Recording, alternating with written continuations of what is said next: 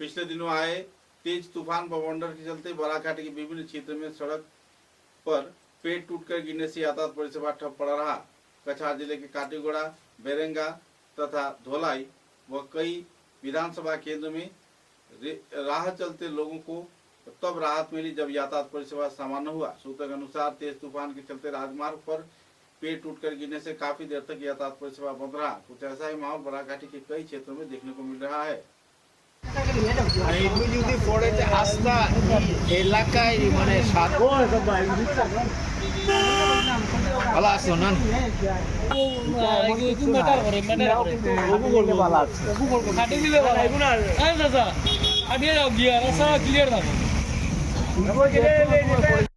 সময় হঠাৎ করে বৃষ্টির মাঝে গাছটা পড়ে গেল রাস্তার উপরে, আর গাড়ি আসতে হঠাৎ 1 সেকেন্ডের লাগে একটা গাড়ি বাঁচি গেল।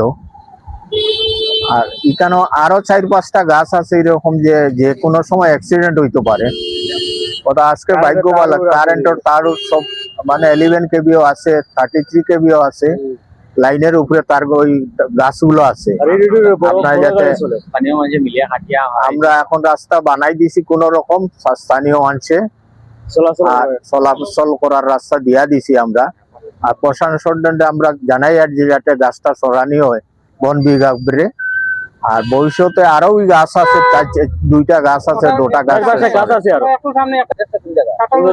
কাটলুর চন্দ্রপুর। আর একদম 11 কেবির উপরে লাইন তারটা গেছে না, বৃষ্টি দিচ্ছে না কিছু, আপসে গাছগুলো পড়ে গেছে এখানে। আর পরে তো এখন পুরো রাস্তা ব্লক হয়ে গেছে। ব্লক হওয়ার পরে আমরা স্থানীয় মানুষের কিছু মিলিয়া আমরা রাস্তাটা ক্লিয়ার করে দিচ্ছি, কিন্তু গাড়ি উড়ে যাওয়ার লাগে। আর ওটার একটু সামনে আর একটা পুরা গাছ একটা মানে পুরা শুকাই গেছে, পুরা লাইনের দিকে শুকাই গেছে, পুরা মানে লাইনের দিকে ঝুঁকি দেওয়া আছে। ওটাও কাটলে মানে ভালো হইলো।